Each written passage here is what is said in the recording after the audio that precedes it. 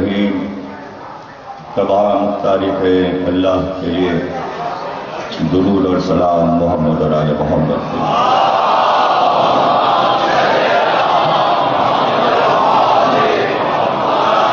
1432 ہجری کے شہ محرم کی چھٹی تقریر راہ حضرات امام بارگاہ چاہتا معصومین میں سماعت فرما رہے ہیں.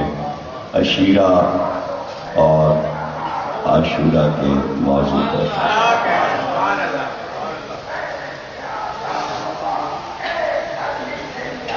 ملائے اعلیٰ میں ایک آواز گونجی. تمام عرش کے بسنے والوں نے اس آواز پر خاموشی اختیار کی. آواز آ رہی تھی ہم مٹی سے ایک بشر بنانے والے ہیں.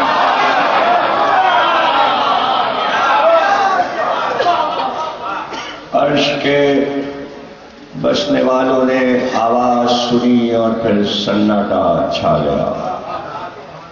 25,000 برس گزر گئے خاموشی کو. پھر کوئی آواز نہ. 25,000 برس کے بعد پھر ایک آواز گونجی. جبریل جاؤ سرزمین نجف سے کچھ مٹی لاؤ.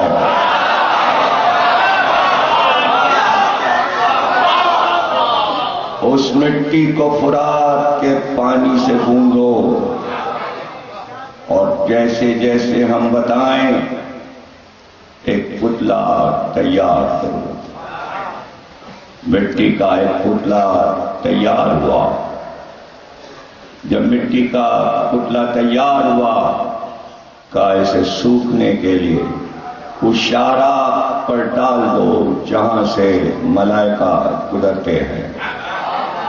اس چوراہے پر اس مٹی کے پتلے کو ڈال دیا گیا یہاں تک کہ وہ خشک ہو کر کھنکھنانے لگا. اور پھر 25,000 برس گزر گئے اور اس چوراہے پر وہ پتلا پڑا رہا. ادھر سے جب ملائکہ گزرتے تو ادب سے اس کا احترام کرتے کہ اسے اللہ نے بنایا ہے اور ضرور اس کے پیچھے کوئی بڑا مقصد ہے جس لیے اسے بنایا گیا ہے. لیکن جب ابلیس ادھر سے گزرتا تو اسے ٹھوکر مارتا ہوا جاتا. اللہ اس کے غرور کو دیکھ رہا تھا. 25,000 برس کے بعد آواز آئی ہم اس میں روح پھونکنے والے ہیں. جیسے ہی ہم اس میں روح پھونکیں سب سجدے میں گر جانا. ادھر اللہ کا حکم ہوا اور اس میں روح داخل ہونا شروع ہوئی. پیروں سے روح چلی. پیروں میں جان آئی, سینے میں جان آئی, ہاتھوں میں جنبش ہوئی, یہاں تک کہ چہرے کی طرف روح چلی. جیسے ہی چہرے تک آئی آدم نے آنکھیں کھول لی. آنکھوں کا کھلنا تھا کہ سب سجدے میں گر گئے. لیکن ابلیس اکڑا ہوا رہا اور اس نے سجدہ نہیں کیا. آواز آئی تو نے سجدہ کیوں نہیں کیا؟ کنت من العالین. کیا تو عالین میں سے ہو گیا جو تیری پیشانی نہیں جھکی؟ بے اختیار اس نے آواز دی میں تیری توحید کو ماننے کو تیار ہوں. میں تجھے ایک ماننے کو تیار ہوں. میں تیری عبادت کرنے کے لیے تیار ہوں. لیکن اس کے آگے سر نہیں جھکاؤں گا اس لیے کہ اس کو مٹی سے بنایا اور مجھ کو آگ سے بنایا. میں اس سے افضل ہوں. جواب میں کچھ نہیں کہا گیا کہ مٹی افضل ہے یا آگ افضل ہے. ایک بار آواز آئی، نکل جا میری محفل سے. کہتے ہیں جیسے ہی آواز آئی نکل جا، قرآن، تفسیر، حدیث، معصومین کہتے ہیں کہ اسی وقت مسخ ہو گیا. مسخ ہو گیا. مسخ ہونے کو کہتے ہیں ابلیس، اس لیے کہ جو علم کا چولا اس پہ چڑھا تھا وہ اتر گیا. جب علم چھنتا ہے تو ابلیس بنتا ہے.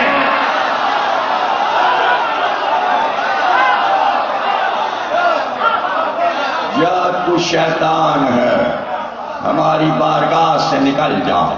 جاتے جاتے اس نے آواز دی، میں نے اتنے برس تیری عبادت کی ہے اور سجدے کی، مجھ کو کچھ چاہیے، مجھے عطا کر. کا کیا چاہیے؟ کا مجھ کو عمر دے دے، مجھے قیامت تک کی عمر دے دے. آواز آئی، عمر دے دی لیکن وقت معلوم تک کی عمر دی. علم الہی میں جانتا تھا کہ اس کا وقت معلوم چھوٹا سا نہیں ہے، ورنہ تقاضا کرتا کہ عمر بڑھا دے. سمجھ گیا کہ عمر بڑی مل گئی. پھر کہا میں اس کو دیکھ سکوں یا مجھے دیکھ نہ سکے، میں اس کی نسل کو بہکاؤں اور اتنا اذن دے، مجھے طاقت دے کہ میں دائیں سے بہکاؤں، بائیں سے بہکاؤں، پیچھے سے بہکاؤں، سامنے سے بہکاؤں، اور مجھ کو یہ قوت بھی دے کہ جب اس کی اولاد میں کوئی شوہر اپنی بیوی کے پاس جائے تو میں نطفے میں شریک ہو کر اندر داخل ہو جاؤں تو صرف حلال زادے جو پیدا ہوتے ہیں وہ عقد سے ہوتے ہیں. لوگ کہتے ہیں عقد ہوا ہے اور پھر حرام زادہ کہاں سے آیا؟ ابلیس سمایا ہے تو یہ آیا ہے. قرآن میں آیت ہے، تفسیر میں یہ لکھا ہے جو میں نے کہا کہ نطفے میں شریک ہو جاتا ہے تو صرف اپنے کو نہیں بچانا ہے، صرف اپنے کو نہیں بچانا ہے. اب وہ جملہ کیسے کہوں کیا بچانا ہے؟ انگریزی میں کہہ دوں جینس کو بچانا ہے، اس لیے کہ وہ تیار ہے، وہ تیار ہے. اور جہاں مجسم سما جائے پھر دائیں سے کیا آنا اور بائیں سے کیا آنا اور آگے سے کیا آنا اور پیچھے سے کیا آنا، اور بڑھتا جاتا ہے اور بے ادبی کرتا جاتا ہے. لیکن وہ ہے کہ اس سے بڑا صابر کون ہے؟ کون جانتا کہ اللہ بڑا صابر ہے؟ اگر حسین صبر کر کے نہ دکھاتے کہ اللہ کا صبر کیا ہے، اللہ کا صبر کیا ہے. بندے اللہ کی صفات بتاتے ہیں، اللہ بڑا سخی ہے. بنی ہاشم سخی نہ ہوتے تو اس کی سخاوت کیسے پتا چلتی؟ اللہ بڑا عالم ہے، اگر علی سلونی نہ کہتے تو کیسے پتا چلتا کہ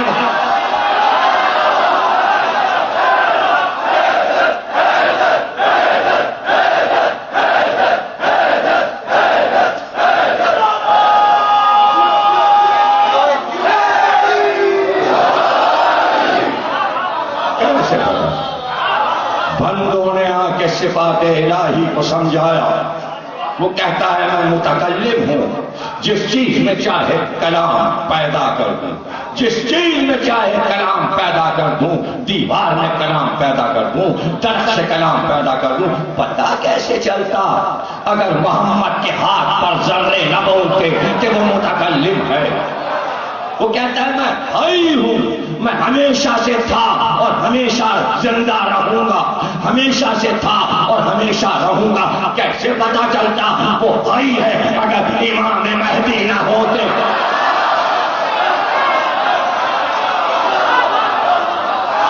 اس کے صفات اللہ اپنے صفات بندوں کو عطا کر کے بھیجتا ہے تاکہ توحید سمجھ میں آئے. آپ کہتے ہو یہ نہ پڑھو، یہ نہ پڑھو، یہ نہ پڑھو، تو توحید کے راستے بند کیے جائیں. اللہ پھر کسی کے سمجھ میں نہیں آئے گا. ارے جہاں اللہ کی صفات والے بندے نہ تھے وہاں اب تک اللہ سمجھ میں نہیں آیا. اللہ سمجھ میں نہیں آیا. وہ اکڑ اکڑ کے اللہ سے کہہ رہا تھا میں اس کی نسل کو اغوا کروں گا، میں لے جاؤں گا، سب میری طرف آ جائیں گے، میں ان کی آنکھوں میں بازاروں کی چکا چوند کر دوں گا، میں اتنے بازار بنا دوں گا کہ یہ تیری یاد کو بھول جائیں گے.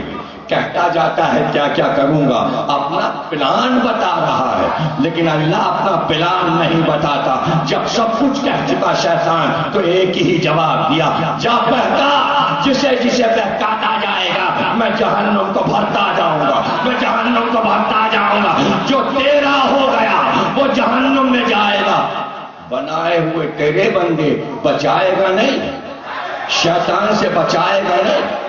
نہیں، جو اس کا ہو گیا اسے جہنم میں ڈال دوں گا. اسی لیے تو میں بھیج رہا ہوں 14 معصوم کو کہ جو ان کے ہو جائیں گے وہ ہمارے ہیں. اب قیامت تک فیصلہ، جو 14 معصوم کے وہ اللہ کے، جو شیطان انہیں جہنم میں جانا ہے، انہیں جہنم میں جانا ہے.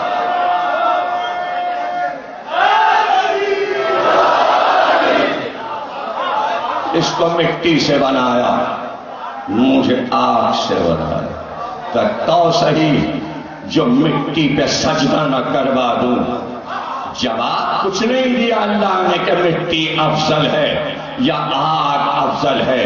کربلا کی خاک کو خاک شفا بنا کر کہا اب بتا مٹی افضل ہے یا آگ؟ خاک شفا دلیل توحید ہے. آپ سمجھ رہے ہو خاک شفا پہ سجدہ کرنا حرام ہے. ارے حرام یہ ہے کہ ذہنوں کو اللہ کو سمجھ میں نہ دو. شیطان نے کہا تھا مٹی افضل ہے، افضل نہیں ہے، آگ افضل ہے. اللہ نے مٹی کو افضل کیا. خاک شفا ہے، شفا مٹی شفا دیتی ہے، آگ میں شفا نہیں ہے، مٹی میں شفا ہے، مٹی میں شفا.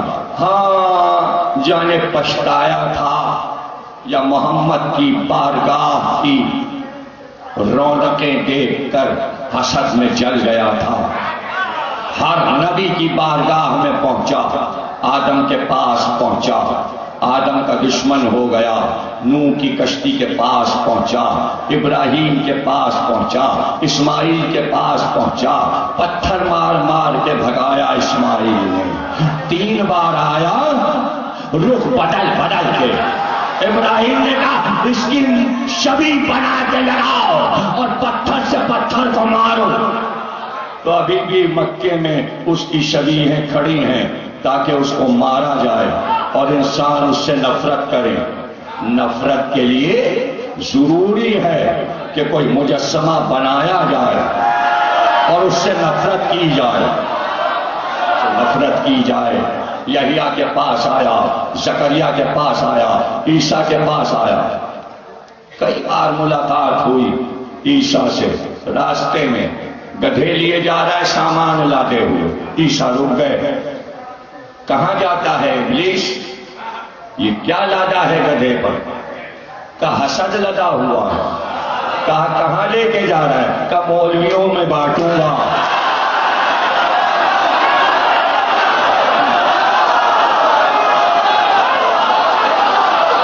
سب سے زیادہ حسد وہی ہے.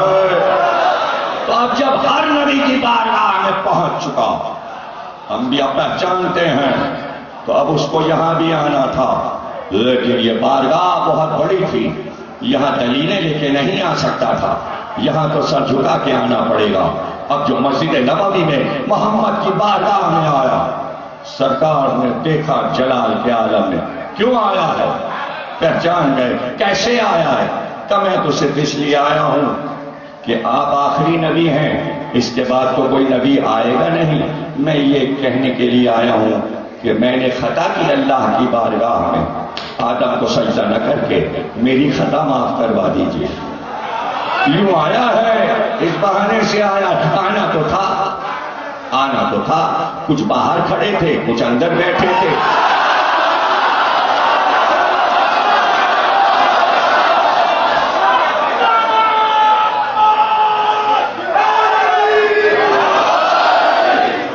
جہاں خطا معاف ہو جائے گی، آدم کی قبر پر جا اور جا کے آدم کی قبر پہ سجدہ کر لے، تیری خطا معاف ہو جائے. کتنا آسان بتا دیا. سرکار نے آدم کو سجدہ نہیں کیا تو قبر پہ جا کے سجدہ کر لے، خطا معاف ہو جائے گی. چلا کسی سے ملاقات ہوئی، اس نے بھی پہچانا، اس نے اس کو پہچانا. اس نے کہا کہاں جاتا ہے؟ کہ سرکار نے ہمیں بتا دیا کہ آدم کی قبر پہ اگر سجدہ کر دو تو خطا معاف ہو جائے گی. کہ کیا ہو گیا ہے تجھ کو؟ اتنی محنت کر چکا، لاکھوں کروڑوں کو بہکا چکا، ان کا کیا ہوگا؟ ارے ان کا تو ہیرو ہے، اپنی ہیرو ورشپ کیوں برباد کر رہا ہے؟ جا اپنا کام کر. شیطان سب کو بہکائے، یہ شیطان کو بہکائے.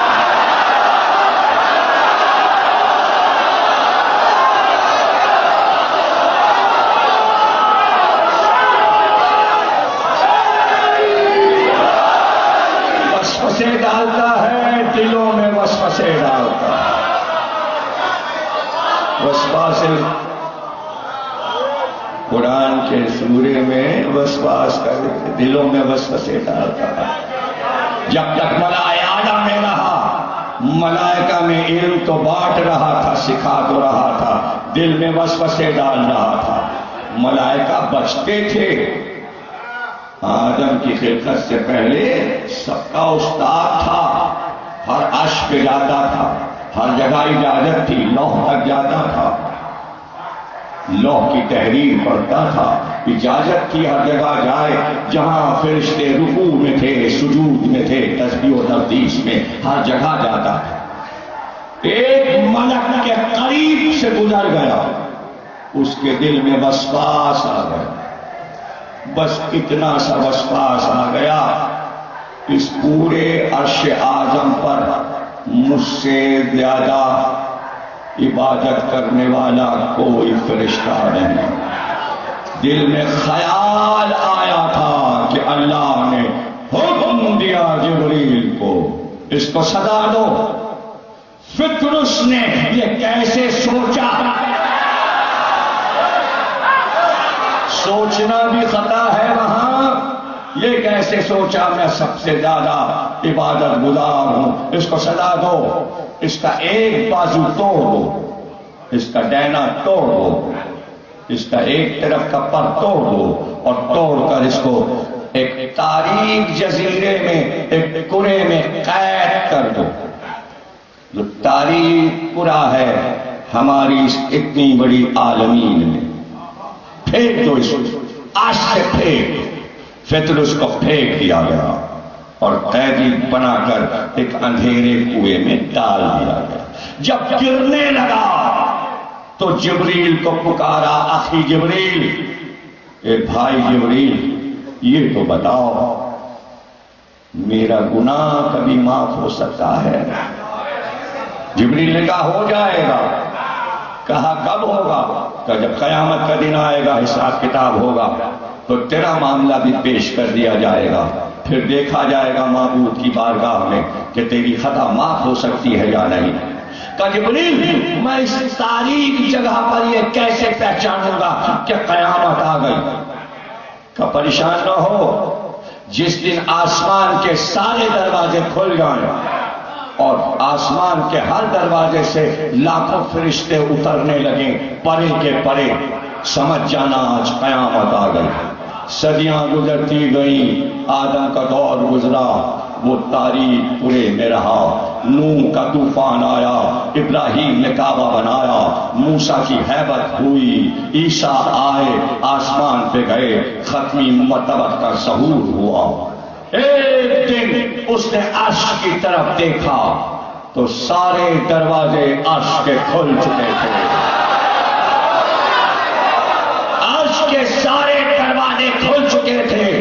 اور ہر دروازے سے لاکھوں ملائک پرواز کرتے ہوئے اتر رہے تھے. صبح سے شام ہو گئی، فرشتے اترتے رہے، فرشتے اترتے رہے اور ایک جانب جاتے رہے. ایک بار اس نے دیکھا کہ کئی لاکھ فرشتوں کو لے کر جبریل امی پرواز کرتے ہوئے اسی سمت جا رہے ہیں. وہیں سے پکارا، جبریل کیا قیامت آ گئی؟ جبریل نے کہا کیسے جانا؟ کہ تمہیں نے تو کہا تھا جب عرش کے سارے دروازے کھل جائیں تو سمجھ جانا کہ قیامت کا دن آ گیا. آج تو عرش کے سارے دروازے کھل گئے اور فرشتے زمین کی طرف اتر رہے ہیں. جبریل نے کہا نہیں، ابھی قیامت نہیں آئی. یہ عرش کے دروازے تو اس لیے کھلے ہیں کہ نبی آخر کے یہاں نواسہ حسین پیدا ہوا ہے.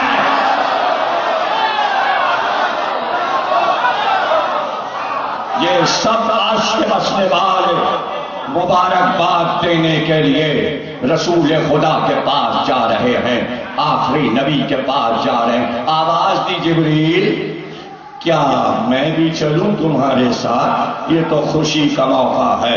جبریل نے معبود سے پوچھا کیا اذن ہے اسے ساتھ لے جاؤں؟ اللہ نے حکم دیا جبریل کو، لے جاؤ، پطرس کو بھی ساتھ لے جاؤ.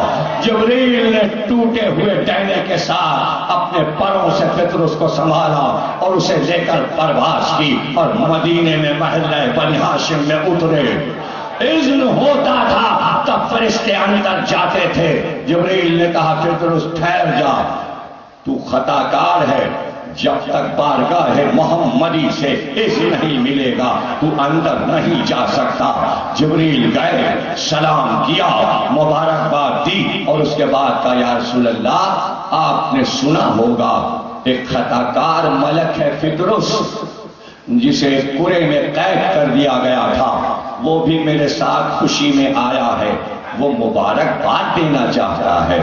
تو مسکرا کر کہا بلاؤ، اس کو بھی بلاؤ. اب میری طرف دیکھتے رہنا اور ایک ایک لفظ غور سے سننا ورنہ بات سمجھ میں نہیں آئے گی. جب حسین پیدا ہوئے تو زہرا کی گود سے لے کر ایک ننھا سا جھولا پہلے سے تیار تھا جس میں حسن جھول چکے تھے. اس جھولے میں حسین کو لٹا دیا گیا، اس جھولے میں حسین کو لٹا دیا گیا. لیکن جب جھولے میں لٹائے جاتے تھے نبی کو چین نہیں آتا تھا. کچھ دیر کے بعد دوڑ کر پھر گود میں اٹھا لیتے، سینے سے لٹاتے اور لے کر ٹہلنے لگتے اپنے حجرے میں. اور فرشتے آتے جاتے اور مبارکباد دیتے جاتے. یہ وہ لمحہ تھا جب جبریل آئے کہ ابھی ابھی نبی نے حسین کو جھولے سے اٹھا کر سینے سے لگایا تھا. آنکھیں حسین کی بند تھیں اور خوشبو رسالت پا رہے تھے اور آرام کر رہے تھے اور نبی کی گود کی گرمی کو محسوس کر رہے تھے. ایسے میں نبی نے کہا بلاؤ پطرس کو، بلاؤ، تم سلامت رہو، حسین کے صدقے میں سلامت رہو. ایک بار لرزتا ہوا، آنکھ سے آنسو بہاتا ہوا بارگاہ نبوی میں داخل ہوا کہ سرکار نواسہ مبارک ہو، خطا کار ہوں، کیا اس نواسے کی ولادت کے صدقے میں پطرس کی خطا معاف ہو سکتی ہے؟ جیسے ہی پطرس نے یہ کہا بہتیار نبی نے کہا وہ دیکھ حسین کا جھولا سامنے ہے، حسین کا جھولا سامنے ہے، جا اپنے ٹوٹے ہوئے پر کو حسین کے جھولے سے مل لے. دوڑتا ہوا گیا اور ٹوٹا ہوا پر حسین کے جھولے سے ملا. جیسے ہی ملا کلیاں پھوٹی، پر بڑھے، دیکھتے ہی دیکھتے بازو بڑھا. اب جو بازو بڑھا دیکھ کے رونے لگا.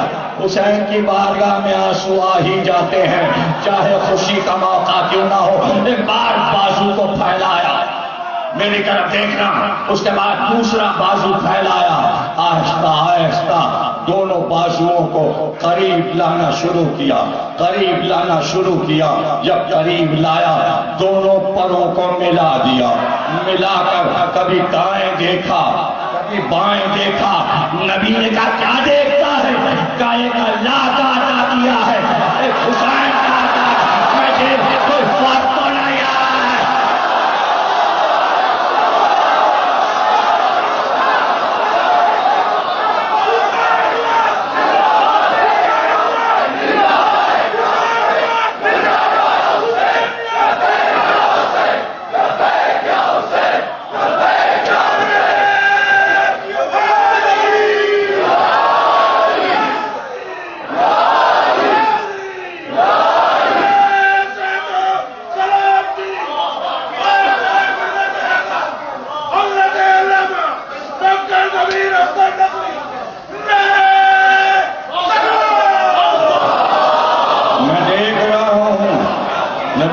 کیا دیکھا کہ کوئی فرق نہیں ہے، جیسا اللہ کا عطیہ ہوتا ہے ویسے ہی حسین کا عطیہ ہوتا ہے، تو پریشانی کیا ہے؟ چاہے اللہ سے مانگو یا حسین سے مانگو۔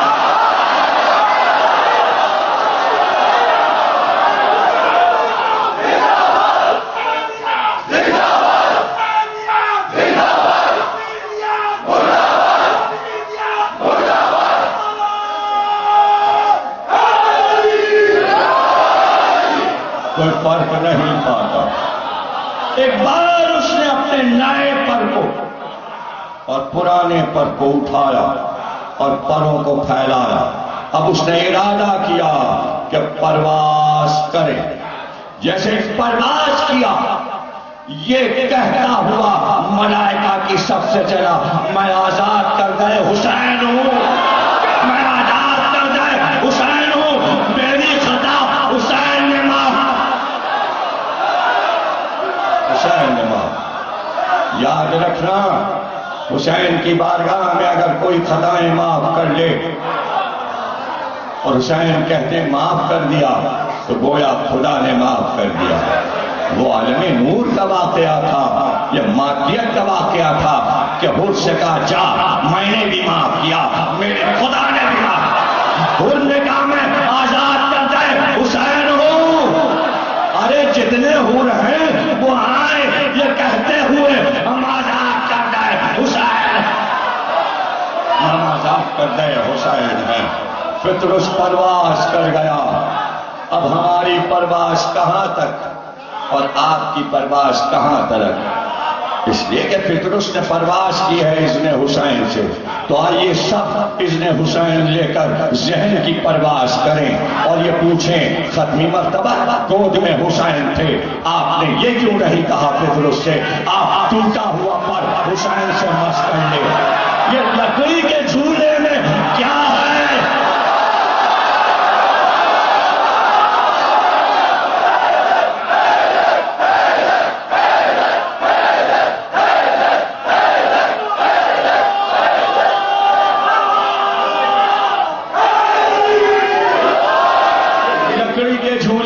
کیا تھا کہ آپ نے کہا جھولے کے پاس جاؤ، جھولے کے پاس جاؤ، تاکہ سرکار سنت بنانا چاہتے تھے کہ آنے والی صدیوں میں کچھ محبت کرنے والے جھولے سے لپٹ کے دعا مانگے تو حرام نہ ہو جائے۔ جھولے کے پاس، ہاں سائنس کا دور ہے، کتنا ذہن پرواز کرے گا۔ سائنس نے بجلی ایجاد کی، بجلی ایجاد ہوئی، دیکھتے ہی دیکھتے ساری دنیا میں پھیل گئی، پاکستان میں کم ہو گئی، گاؤں اور دیہاتوں میں بھی پہنچ گئی، مگر یہاں خاتمے پر ہے، ملتی نہیں ہے۔ یہ تو حسین کے صدقے میں تھوڑی سی ہوئی ہے، بڑی مہربانی ہے بجلی چوروں نے بجلی آنے دی ہے۔ بجلی ایجاد ہوئی تو اس کی تھیوری بن چکی تھی، بڑے بڑے بلب جلیں گے 1000 پاور تک کے، سینکڑوں بلب جل جائیں گے، بجلی کے تار تمہارے گھر میں آئیں گے، لیکن ایک جگہ میٹر لگا ہوگا۔ جب پاور ہاؤس سے بجلی چلے گی تو وہ اتنی مقدار میں ہوگی سڑک کے تاروں پر، موٹے موٹے تاروں پر، کہ وہ سب کچھ تباہ کر سکتی ہے، لیکن تمہارے گھر کو، تمہارے محلے کو جو بجلی ملے گی وہ کٹ آؤٹ کے اندر ایک تار ہوگا جسے فیوز تار کہتے ہیں، وہ تار اتنا باریک ہے، بس اسے ترچھا کر کے لگایا اور کٹ آؤٹ لگایا اور بجلی اس مہین تار سے آ رہی ہے اور سارا محلہ جگمگا رہا ہے۔ پتا چلا جتنی کی ضرورت ہے اتنا ہی دیا جائے گا، ورنہ بلب پھٹ جائیں گے۔ حسین کے جھولے میں اتنا نور موجود تھا، اگر پطرس حسین کے قریب آتا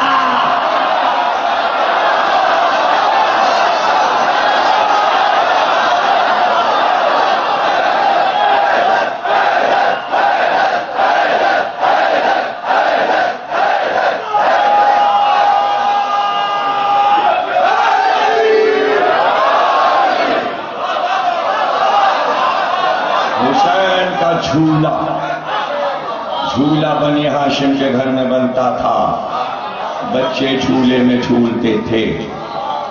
لکڑی کے جھولے بنانے کی کیا ضرورت تھی؟ چادر کے جھولے کیوں بنائے گئے؟ قیمات کیوں بنائے گئے؟ فاطمہ بنت اسد نے علی کا جھولا کیوں بنایا؟ ارے یہ بچے اتنے پیارے تھے کہ گھر کے بزرگوں کے ہاتھ جھولا بن جاتے تھے، پھر جھولے بنانے کی کیا ضرورت تھے؟ جب چاہتے تھے نبی اپنے ہاتھوں پر حسن اور حسین کو جھلاتے تھے۔ جب عباس ہوئے تو حسین کے ہاتھ پر جھولے، جب علی اکبر ہوئے تو حسین اور عباس کے ہاتھ پر جھولے۔ لیکن جھولے اس لیے بنائے گئے کہ ان معصوموں کی ایک یادگار رہ جائے، اس لیے کہ نہ یہ جوان ہوں گے نہ ان کی شادیاں ہوں گی، تو ان کی یادگار دنیا میں کیا چھوڑی جائے؟ رباب کا لال 6 مہینے کا تھا، اس کی کیا یادگار رہ جاتی؟ اس لیے حسین نے علی اصغر کا جھولا بنایا تھا، اور جب 28 رجب کو چلے تو ناقے پر علی اصغر کا جھولا رکھ دیا گیا۔ جھولا اس لیے رکھا گیا تاکہ رہتی دنیا تک اگر علی اصغر کی یاد آئے تو جھولا دے۔ نہیں، جھولا انسانیت کی پکار ہے، جھولا علی اصغر کا جھولا ظلم پر ایک تازیانے کا بار ہے، جھولا دنیا کی ماں کے دلوں کا ارمان ہے، جھولا انسانیت کو انسانیت کی راہ پر رکھنے کے لیے ایک شاہکار ہے۔ جھولا شبیہ ہے، نہ رہا علی اصغر کا جھولا، تاریخ میں رہا، خیمہ جلا تو جھولا بھی جل گیا، لیکن چاہنے والوں نے جھولے کی شبیہ بنا لی۔ اب آج محرم جہاں جہاں عزاداری ہے، گلی گلی کوچوں کوچوں سے جھولے نکل رہے ہیں۔ کیا شیعہ کیا سنی، کون جھولا لے کر نہیں آتا؟ اس جھولے کے پیچھے راز کیا ہے؟ جھولے نکل رہے ہیں عرصے سے، ایران میں، عراق میں، آذربائیجان کے جلوسوں میں۔ وہ نیا نیا آیا تھا سفیر کینیڈا سے، اور آذربائیجان کا سفیر بن کر آنا تھا، اس کے ساتھ اس کی بیوی بھی آئی تھی۔ اس نے خواہش کی کہ عاشور کا جلوس ہم بھی دیکھنے چلیں گے تاکہ ہم اپنا سفر نامہ لکھیں، تو اپنی ڈائری میں سب چیزیں نوٹ کر لیں۔ اپنے بچوں کو لیے ہوئے، اپنے نوکر چاکر لیے ہوئے، سفیر کی بیوی شاہراہ پہ کھڑی ہوئی، جلوس آنے لگا۔ وہ پوچھتی جاتی تھی یہ کیا ہے؟ بتانے والا بتاتا یہ علم ہے۔ اس نے پوچھا کیا ہے یہ؟ کہا یہ علمدار حسینی عباس علمدار جو پیاسے بچوں کے لیے پانی لینے گئے، یہ ان کا علم ہے۔ کہا یہ کیا ہے؟ کہا یہ تابوت ہے۔ کہا یہ جنازے کی نقل ہے۔ ایسے ایک ننھا سا جھولا آیا، اس عیسائی عورت نے پوچھا یہ کیا ہے؟ کہا یہ بچے کا جھولا ہے جس میں معصوم بچے کو لٹا کر سلاتے ہیں۔ کہا یہ کیوں ہے؟ کہا حسین کے لشکر میں ایک 6 مہینے کا بچہ بھی تھا، وہ جھولے میں ابھی جھول رہا تھا، ماں کا ارمان جھولے میں تھا۔ علی اصغر کے جھولے کی یہ شبیہ ہے۔ اس نے کہا مجھے بتاؤ پھر وہ بچہ کہاں ہے؟ بچہ کہاں گیا؟ کہا بچہ، واقعہ اس کے ساتھ یہ ہوا کہ وہ اپنی ماں رباب کا لال 3 دن سے پیاسا تھا، اور باپ نے چاہا کہ اسے پانی پلائے۔ ہاتھوں پہ لے کر باپ اشیاء کے پاس گیا اور کہا یہ بچہ خطا کار نہیں ہے، اسے تھوڑا سا پانی پلا دو۔ لیکن ایک ظالم نے کمان میں ایک تیر جوڑا۔ مجھے سننا تھا کہ اس عورت نے کہا وہ تیر بچے کو تو نہیں مارنا، یہ کہہ کے بے ہوش ہو گئی، یہ کہہ کے بے ہوش ہو گئی۔ جب ہوش میں آئی تو بس یہی کہتی تھی میں ماں ہوں، میں نے بچے پالے ہیں، مجھ سے یہ کہہ دو وہ بچہ مارا نہیں گیا۔ آج بھی دنیا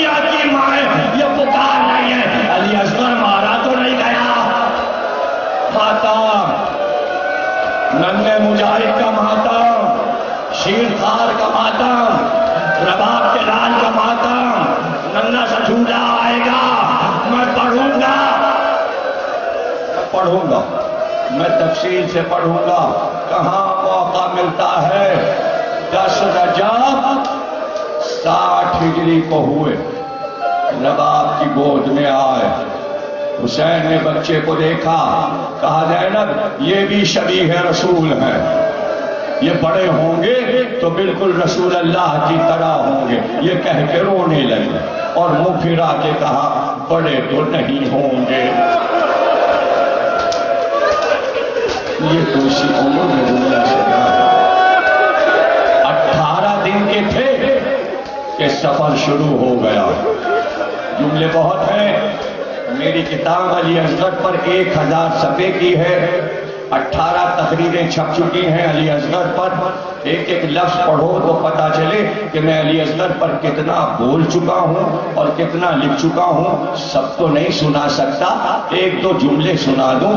واحد دنیا کا یہ بچہ ہے جس کی پوری عمر سفر میں کٹ گئی، گھر کا آرام نہیں دیکھا، خیموں میں سفر میں، خیموں میں سفر میں، 6 مہینے کا سفر اور کربلا میں خیمے۔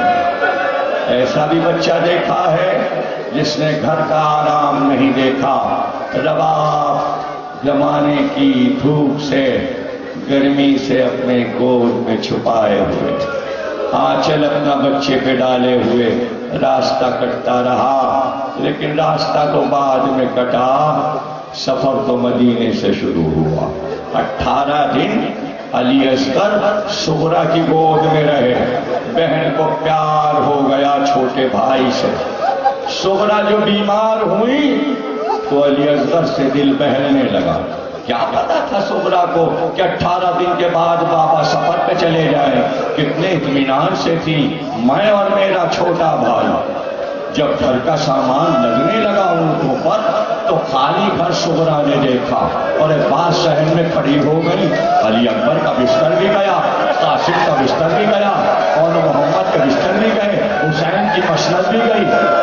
ایک بار دیکھا علی اصغر کا چولہا بھی گیا۔ اب گھبرا گئے، کہا بابا یہ علی اصغر کا چولہا کہاں جا رہا ہے؟ کہا ہم سب سفر پہ جا رہے ہیں۔ تو کہا علی اصغر کا چولہا کیوں جا رہا ہے؟ کہا اصغر بھی جا رہے ہیں، اس لیے کہ رباب جا رہا۔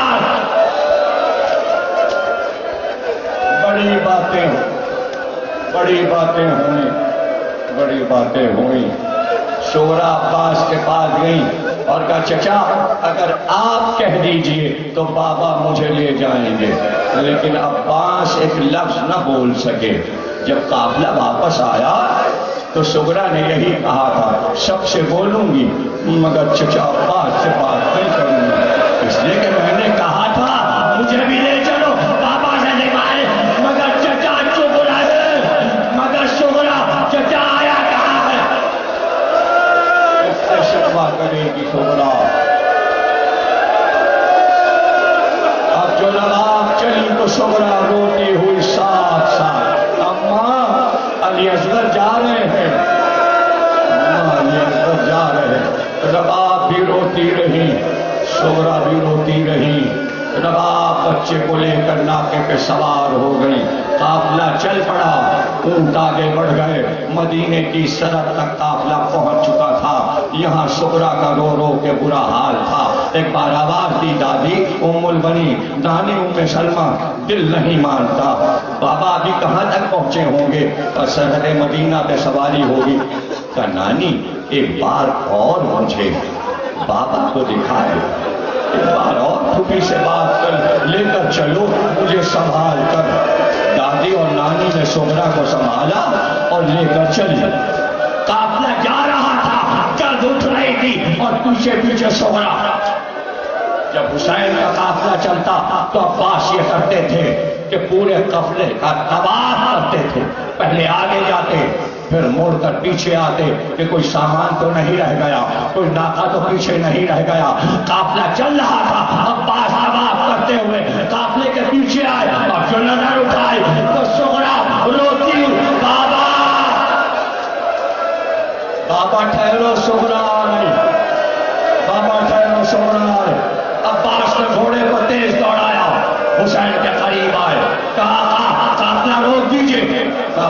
चल चुके। का सोगरा काफले के पीछे आ रही है, सोगरा काफले के पीछे पीछे आ रही है, काफले को ठहराइए। का अच्छा रोको, काफला रोका गया। हुसैन करीब है। का सोगरा क्या बात है, सोगरा क्या बात है? कहा बाबा एक बार अली असगर को दिखा दीजिए, एक बार अली असगर को देख लूं। हुसैन ने सर झुकाया। कहा बास अली अकबर खैमे फिर लगाओ, खैमे फिर लगाओ, हमारे उतारो। हुक्म दिया ज़ैनब को, बीवियों को लेकर खैमे में आओ। चादरें लगी, कनातें लगी, बीवियां नाके से उतरी। सोगरा से कहा जाओ खैमे में, रबाब आ गई है। पर्दा हटाकर सोगरा उम्मुल बनी और उम्मे सलमा के साथ दौड़कर रबाब के करीब आई। अम्मा जरा एक बार असगर को मेरी गोद में दे दो। रबाब ने जल्दी से अली असगर को सोगरा की गोद में दे दिया। अभी तक आंखें बंद थी, घबरा कर आंखें खोली तो सोगरा ने कहा सो असगर मेरी आवाज को पहचान गए तुम, आओ मेरी छाती से निकल जाओ। असगर को सोगरा ने दोनों हाथों से लिपटा लिया। मेरी तरफ देखना। अब जो अली असगर ने अपना मुंह सोगरा के कांधे पे रखा तो रुखसार रख दिया। बार बार सोगरा बच्चे को प्यार करती है और लिपटाती है। बड़ी देर हो गई तो ज़ैनब आगे बढ़ी। तो सोगरा मिल ली, लाओ अली असगर को मुझे दे दो। उम्मे कुलसूम आगे बढ़ी, अली असगर को मुझे दे दो। रबाब आगे बढ़ी, अली असगर को मुझे दे दो। सोगरा यही कहती रही, खुद से आ जाए तो ले लीजिए। लेकिन जो हाथ फैलाता, असगर ने आंख खोलकर किसी की तरफ नहीं देखा। बहन के गले में हाथ नन्ना सा डाले, बहन से लिपटे रहे। हुसैन ने आवाज दी कनीजों को, अरे सवारी में देर क्या है, क्या देर है? फिजा ने डरते डरते कहा जब से सोगरा ने अली असगर को गोद में लिया है, अली असगर मुड़कर ही नहीं देखते। फुफियों ने पुकारा, बहनों ने पुकारा, माँ ने बुलाया, असगर नहीं आते। अब आप बताइए क्या असगर को छोड़ दें सोगरा के पास? ये सुनना था। खैमे का पर्दा हटाकर हुसैन अंदर आए और एक बार सोगरा की तरफ बढ़े। मेरी तरफ देखना, सोगरा की तरफ बढ़े। जैसे जैसे हुसैन आगे बढ़ते, सोगरा बच्चे को लेके पीछे हटती और कहती है बाबा छीन के ना लीजिएगा,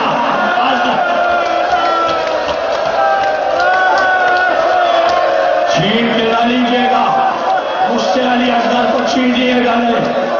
कहा सोगरा नहीं नहीं नहीं, हम छीनेंगे नहीं, इतनी इजाजत दो मैं असगर से बात कर लूं। कहाँ बात कर लीजिए? हुसैन करीब आए और असगर के मुंह के पास अपने दहन को झुकाया और झुकाकर कान में कोई बात कही। जैसे ही हुसैन ने वो बात कही, अली असगर घबरा गए, दोनों हाथ फैला हुसैन की तरफ आए। हुसैन ने हाथ फैलाए, अली असगर को गोद में ले लिया। सोगरा तड़प गई। तब बाबा आपको मेरे हक की कसम बताइए, आपने अली असगर से क्या कहा? आपने अली असगर से क्या कहा? तो सोगरा बस इतना कहा, अगर तुम नहीं जाओगे तो महशर में गुनाहगारों के गुनाहों को कौन बख्शवाएगा? असगर महशर में मेरी दादी के हाथ पर तुम्हारी लाश आए, तुम्हारी लाश आए। चलो हाँ शहादत का शौक हो तो ऐसा हो जैसे असगर को था। शबे आशूर खूब सोए, दिल भर के सोए, जैसे शबे हिजरत अली सोए थे। जब बड़ा काम करना होता है किसी बड़ी शख्सियत को तो रात को आराम करता है, सुबह को अजीम काम करता है। असगर के सिवा सबसे बड़ा काम था, इसलिए कि हुसैन की कुर्बानी अकबर थे। नाम असगर था लेकिन कुर्बानी अकबर थी और दिन गुजार कर था। نہیں لائے علی اصغر کو، صبح نہیں لائے، دوپہر کو نہیں لائے، جب دن ڈھل چکا تب اصغر کو لائے۔ راز کیا ہے پتا ہے؟ راز یہ ہے کہ 10 رجب کو علی اصغر پیدا ہوئے تھے، عاشور کے دن، عشیر سے عاشور تک، عاشور کے دن پورے 6 مہینے کے ہوئے تھے۔ احکام ذبیحہ میں یہ ہے کہ جو جانور خرید کر لاؤ وہ 6 مہینے سے 1 دن کم نہ ہو۔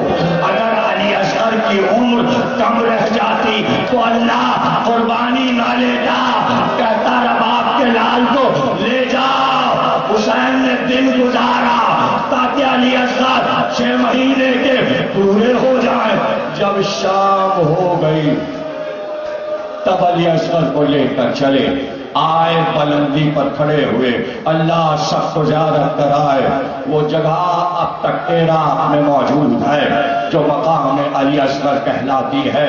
وہاں کیا مائیں آ کے روتی ہیں، کیا بیویاں ماتم کرتی ہیں، اب تک وہاں زہرا کے رونے کی صدا آ رہی ہے، اب تک وہاں دماغ ہو رہی ہے۔ عراق کی اس سرزمین پر، ارے میں تو کہوں گا جہاں جہاں چولہے اٹھتے ہیں وہاں دماغ کی آواز آتی ہے، میرے بچے کو رونے والوں تم سلامت رہو۔ کیا گریہ کر رہے ہو؟ رباب کے لال پر ابھی چولہا آئے گا۔ حسین لے کر آئے اور بے اختیار کہا کیا تمہاری نظر میں خطا کار ہوں؟ لیکن اس بچے نے تو کوئی خطا نہیں کی، اسے تھوڑا سا پانی پلا دو۔ 7 تاریخ سے اس کی ماں کا دودھ خشک ہو گیا، نہ اس نے دودھ پیا ہے نہ پانی پیا ہے، میرا بچہ بہت پیاسا ہے۔ کہتے ہیں اشقیاء رونے لگے، منہ پھیر پھیر کر رونے لگے، کچھ کہتے تھے پانی دے دو۔ لشکر میں ایک انقلاب برپا ہو گیا علی اصغر کی آمد سے، بغاوت کے آثار تھے۔ عمر سعد نے کہا ہرملا کیا دیکھ رہا ہے، اگر زیادہ دیر ہو گئی تو نقشہ بدل جائے گا، ہماری فوج ہم سے باغی ہو جائے گی۔ اس لیے کہ وقت وہ تھا کہ جب حسین یہ کہہ رہے تھے کیا سمجھتے ہو تم، بچے کے نام سے پانی دے کر میں پی لوں گا؟ اچھا لو، میں نے ان کو جلتی ریتی پہ لٹا دیا، میں نے ان کو جلتی ریتی پہ لٹا دیا ہے، آؤ اپنے ہاتھ سے آ کر پانی پلا جاؤ۔ لو میں دور ہٹتا ہوں۔ 7 قدم پیچھے ہٹے علی اصغر کو زمین پہ رکھ کر، لیکن انتظار نہیں کیا کہ کوئی آتا ہے یا نہیں آتا۔ علماء نے لکھا دوڑ کر علی اصغر کو اٹھا لیا، خیال آ گیا یہ فخر اسماعیل ہے، اگر ایڑیاں رگڑے گا تو چشمہ نکل آئے گا۔ اسماعیل نے پیاس میں ایڑی رگڑی تھی تو زمزم نکلا، اگر اصغر نے ایڑی رگڑی تو چشمہ جاری ہوگا، پھر ہمارے امتحان میں خلل آ جائے گا۔ اس لیے علی اصغر کو دوڑ کر دکھا لیا اور اٹھا کر صرف یہ کہا دیکھو علی اصغر کی طرف دیکھو، اس کو پانی دے دو، تھوڑا سا پانی دے دو۔ خاموش بے اختیار بچے کی طرف دیکھا تو علی اصغر ہم کو جو کہنا تھا ہم کہہ، اب تم حجت خدا کے پسر ہو، حجت کو تمام کرو، حجت کو تمام کرو۔ کہتے ہیں حکم حسین پر لکھا ہے علماء نے، علی اکبر اور علی اصغر جوان ہوتے تو سید سجاد کے بعد امام ہوتے، علی اصغر بھی امام ہوتے اور علی اکبر بھی امام ہوتے۔ شیخ مفید نے لکھا ہے تو امامت کی منزل پر ہیں، 6 مہینے کے ہیں، اس لیے حسین نے کہا حجت خدا کے بیٹے ہو، تو علی اصغر نے ایک بار سوکھی زبان منہ سے نکالی اور ہونٹوں پر پھیری، ہونٹوں پر پھیری، اللہ اللہ۔ وہ وہی وقت تھا کہ جب ہرملا ظالم و غدار اپنے گھوڑے کی آڑ میں بیٹھا، ایک گھٹنا اس نے زمین پر رکھا اور ایک گھٹنے کو بلند کیا، دوست سے کمان اتاری، ترکش سے تیر لیا، مگر ہائے وہ تیر کیسا تھا، تیر کیسا تھا، تیر کیسا تھا۔ تو ہو گئی تقریر، اب کیا پڑھوں اور کیا نہ پڑھوں، کیا پڑھوں اور کیا نہ پڑھوں۔ مختار نے ظالموں کو سزائیں دی، ہاتھ کاٹے، پیر کاٹے، کھولتے تیل میں ڈال دیا، آگ میں ڈال دیا۔ منہال کہتے ہیں میں حج کر کے مدینے چلا کہ سید الساجدین کی زیارت بھی کر لوں، امام کی خدمت میں پہنچا، دیر تک بیٹھا رہا۔ امام نے کہا کوفے کا کیا حال ہے؟ منہال کہتے ہیں میں نے کہا مولا آپ کے تمام دشمنوں کو مختار قتل کر رہا ہے، کربلا کے تمام شہیدوں کے قاتلوں کو مار رہا ہے مختار۔ منہال کہتے ہیں کچھ نہ پوچھا، بس ایک بار سر اٹھا کر کا منہال، ہرملہ پکڑا گیا، ہرملہ پکڑا گیا یا نہیں؟ منہال کہتے ہیں میں پریشان ہو گیا، میں نے کہا آپ نے اپنے بابا حسین کے قاتل کو نہیں پوچھا، آپ نے اپنے جوان بھائی علی اکبر کے قاتل کو نہیں پوچھا، آپ نے اپنے چچا عباس کے قاتل کو نہیں پوچھا، آپ نے اپنی پھوپھی کی چادر چھیننے والے کی بات نہیں کی، یہ ہرملہ کو کیوں پوچھا؟ تو رو کر سید سجاد نے کہا منہال ہرملہ کا وہ ایک تیر ہم آل محمد کے کلیجوں کو چھید گیا۔ اگلا جملہ سن لو، اگلا جملہ بھی سن لو، ارے ہرملہ کا وہ ایک تیر جنت میں زہرا کے سینے پہ لگا۔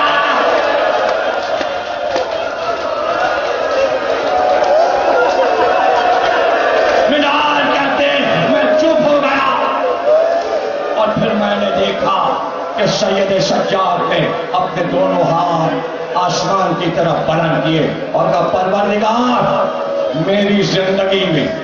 میری زندگی میں دیکھا کہ ہرملہ کو آگ اور لوہے کا مزہ چکھا دے میری زندگی میں۔ منہال کہتے ہیں میں کوفے آیا، جب میں دارالامارہ کے دروازے پر پہنچا تو مختار برآمد ہو رہے تھے اور گھوڑے پر سوار ہونے والے تھے۔ کہا منہال تم کہاں تھے؟ تم نے نہیں دیکھا ہم نے کس کس طرح قاتلان حسین کو سزائیں دی، تم کہاں گئے تھے؟ کہا میں تو مدینے گیا تھا۔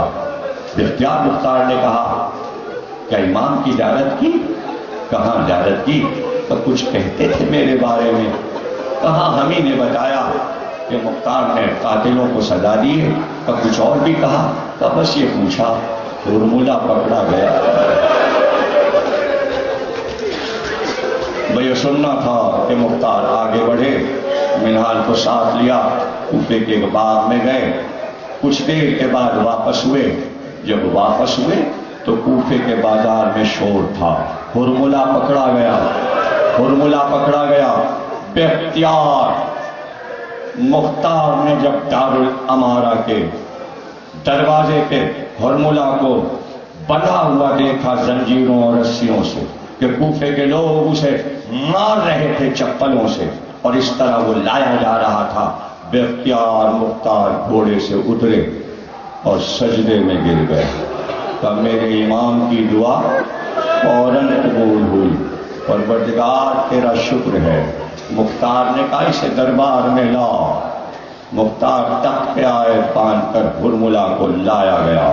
مختار کے سامنے ایک بار ہاتھ میں تازیانہ لے کر اٹھے، کہا بتا کربلا میں کیا کیا ظلم کیے ہیں تو نے؟ کہا امیر بتا نہیں سکتا، تو مجھ کو قتل کر دے لیکن میں بتا نہیں سکتا۔ مختار نے تازیانے سے مارنا شروع کیا، کہا تیرے جسم کی بوٹی بوٹی کاٹی جائے گی، تیرے اعضا کاٹے جائیں گے، لیکن تجھ کو مرنے سے پہلے یہ بتانا ہے کہ تو نے کربلا میں کیا مظالم کیے۔ امیر تو پوچھتا ہے تو میں بتاتا ہوں، عرب میں مجھ سے بڑا تیر انداز کوئی نہیں ہے۔ مجھ کو اس لیے بلایا گیا تھا کہ زندگی میں کبھی میرے تیر نے خطا نہیں کی. جو تیر میں نے چھوڑا وہ نشانے پر پڑتا تھا، لیکن میرے تیر جو تھے ہمیشہ سب سے بڑے تیر ہوتے تھے. میں 3 بھال کے تیر رکھتا تھا اور وہ تیر ہمیشہ شکار پر استعمال ہوتے تھے. میں جنگل میں تیر پھینکا کرتا تھا. جب مجھ کو بلایا گیا یزید کے حکم سے لشکر یزید میں جانے کے لیے، تو میرے پاس 7 تیر میرے ترکش میں تھے اور میں نے 7 تیر زہر میں بجھا لیے تھے کہ اگر وہ تیر کسی کو لگے تو فوراً زہر کا اثر ہو اور وہ فوراً مر جائے. میرے سارے تیر 3 بھال کے تھے. ان کا وزن ایسا تھا کہ اگر کسی دیوار پر پڑے تو جیسے 2 من کا وزن دیوار پہ گر گیا ہے، اتنی بھاری میری کمان تھی. میں کمان اور تیر لے کر چلا. صحرا میں مجھے ہرن نظر آیا. میں نے 1 تیر چھوڑا، نشانے نے خطا کی. میں نے دوسرا تیر چھوڑا، نشانے نے خطا کی. جب 4 تیر میرے بیکار گئے تو میں نے طے کیا اب میں کوئی تیر نہیں چلاؤں گا. زندگی میں پہلی بار میں نے سوچا یہ بشگونی ہو رہی ہے کہ میرے تیر خطا کر رہے ہیں. اب 3 تیر امیر میرے پاس بچے تھے جب میں کربلا پہنچا، اور وہ تینوں تیر کربلا میں کام آئے. مختار نے کہا بتا پہلا تیر تو نے کب چلایا؟ کہا عباس جب مشق بھر کر خوراک سے چلے تو میں دیکھ رہا تھا کہ درے خیمہ پر پیاسے بچے پکار رہے تھے. وہ چچا پانی لا رہے ہیں، وہ پانی آ رہا ہے. بچے رو رہے تھے اور پانی آ رہا تھا. ایک بار ہمارے ساتھ نے کہا پانی نہ جائے. میں نے کمان میں تیر جوڑ کر عباس کے سینے کا نشانہ لیا. وہ تیر مشق کو چھید گیا اور عباس کے سینے تک گیا. پانی بہ گیا. میرا تیر کامیاب ہو گیا. میرا تیر کامیاب ہو گیا. اور دوسرا تیر تعمیر نہیں بتاؤں گا، وہ نہیں بتاؤں گا، تو مجھے مار ڈال. تیسرا تیر سن لے، میرا آخری تیر جس کے بعد میرے ترکش میں کچھ نہ رہا. کا وہ بتا کہ جب حسین جنگ کر رہے تھے لشکر بھاگ رہا تھا اس طرح کہ جیسے ایک باز نے پرندوں پر حملہ کیا ہے اور لشکر میدان میں تتر بتر تھا، اور ایسے میں حسین کھڑے ہوئے ذوالجناح پر دیکھ رہے تھے اپنے شجاعت کے سفر کو. عمر سعد نے کہا ہرملا حسین کو گھوڑے سے گرا دے. اس وقت میں نے وہ تیر زہر میں بجھا 3 بھال کا حسین کا نشانہ لے کر اب جو کمان سے پھینکا تو اس وقت حسین اپنی پیشانی کا پسینہ پوچھ رہے تھے. ہاتھ پیشانی پر تھا. میرا تیر حسین کے ہاتھ سے پیشانی میں لگا. حسین دور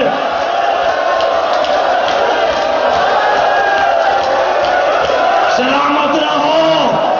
محرم کے 6 دن گئے، 6 دن گئے، 7، 8، 9.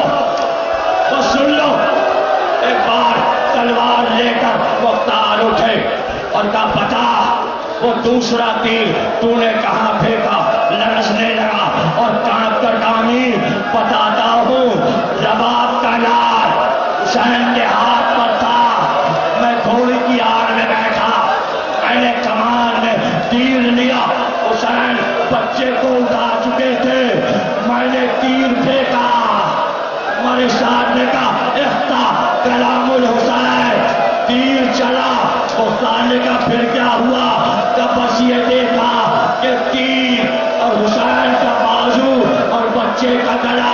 بچہ حسین کے بازو سے لٹک گیا.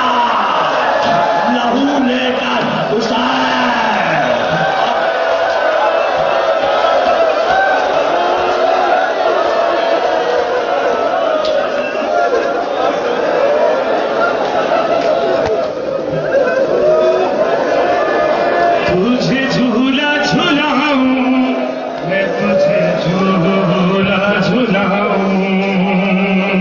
تجھے جھولا جھولا